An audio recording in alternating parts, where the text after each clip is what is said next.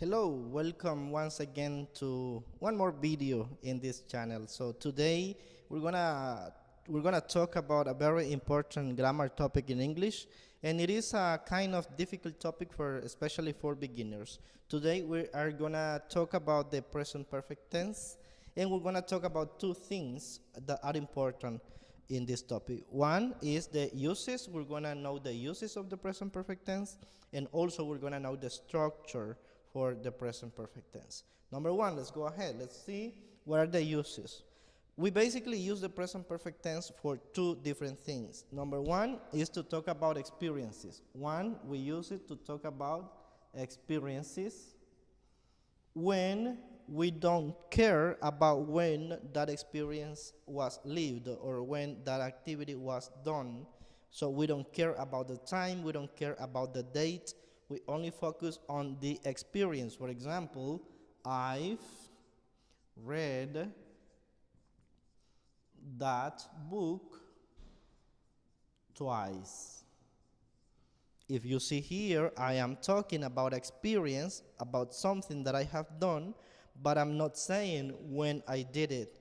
And why I don't say it? It might be because the other speaker doesn't mind, because he doesn't care about the dates, or because I don't care. And I don't want to share that because I don't consider that is important for the context. That is not an important information. So we are only focused on, in this case, the experience, not the time when that activity was done. So I've read that book twice. Yo he leído dos veces ese libro. I don't care when, no importa cuándo lo leí, no importa en qué año, en qué fecha, en qué semana. I only care, in this case, about the experience itself. You may also say that you've been my best friend for years. So you see, in this case, it's a kind of experience also, you see, and we can also see the structure here, but we're gonna go over the structure later. So we are focusing on the experience, not on the date. Esa es una de las principales características del presente perfecto. No nos enfocamos en la fecha en que la actividad se realizó, sino que nos enfocamos en la experiencia en sí, en la experiencia misma. That's the first use. The second use, we also use the present perfect tense to talk about unfinished activities or experiences. Unfinished activities. I mean, it is an activity that started in the past and it's still going on. It hasn't finished yet. For example, it has rained. I'm gonna say it has rained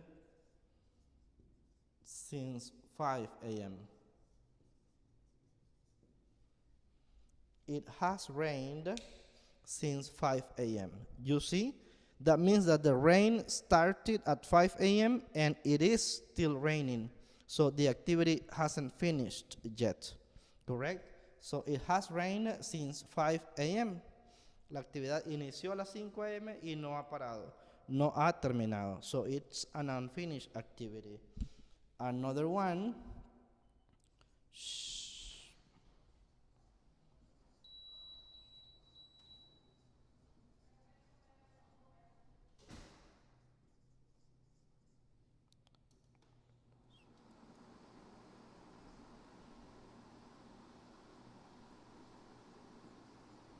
Let's see the second one. She has gone to that school since she was 5. She has gone, as you can see, we have subject, auxiliary, past participle. So she has gone. Ella ha ido a esa escuela desde que tenía 5. That means that she is still going to that school. O sea, todavía va a esa escuela. La última, o el último ejemplo, I've worked for this company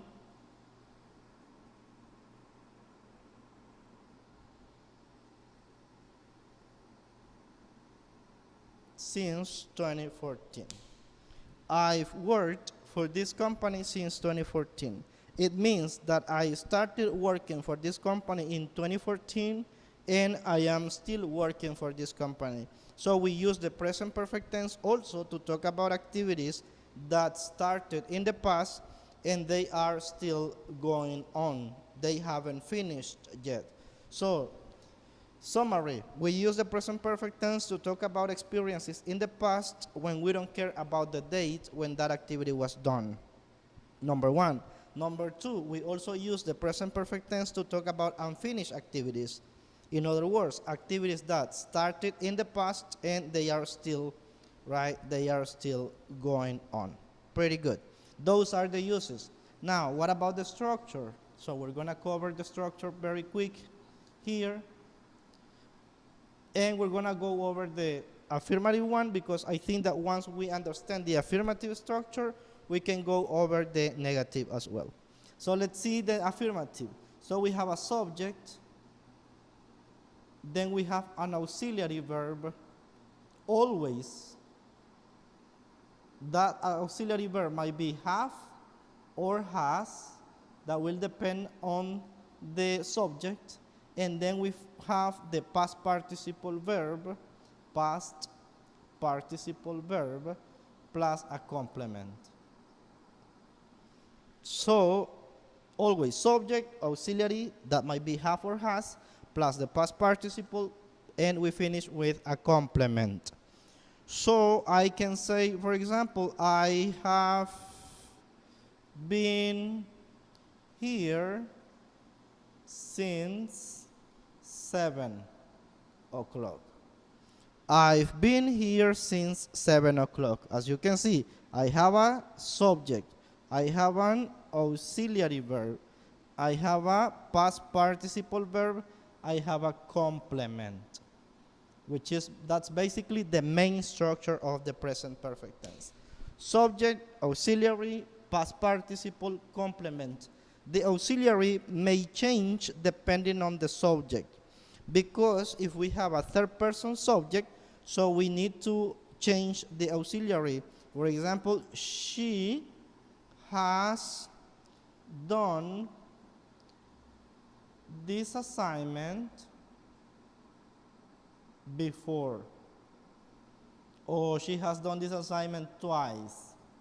Let's say that she, the subject, has the auxiliary, done the past participle, then the complement. As you can see, the auxiliary will have to adapt to the subject. If we have a third person singular subject, so we need to use has. That is a rule that is also explained in the present simple tense. I also have a video that I will leave here where you can, study a little bit more about how to use the present simple tense. So that is like for the affirmative structure. And then we can also have the negative, which is pretty similar, with the only difference that we change the auxiliary and we say haven't or hasn't. So, I haven't been there yet. I haven't been there yet. Yo no he estado ahí todavía. Negative. Questions. So with questions, it's a little bit different because we need to change, first of all, the auxiliary, then the subject, then, in this case, have you, we have a past participle verb, plus a complement. It's like, have you seen the rain? There is a sun, like that, right? Have you seen the rain? Auxiliary, subject, past participle verb, complement, and we have to finish with a question mark. So have you seen the rain? That is the structure for the present perfect tense. That will be all for this video. I hope you enjoyed it. I hope you liked it. If so, please don't forget to subscribe to the channel. Don't forget to like the video. Don't forget to comment it and share it so we can reach more people. Bye bye now. See you soon.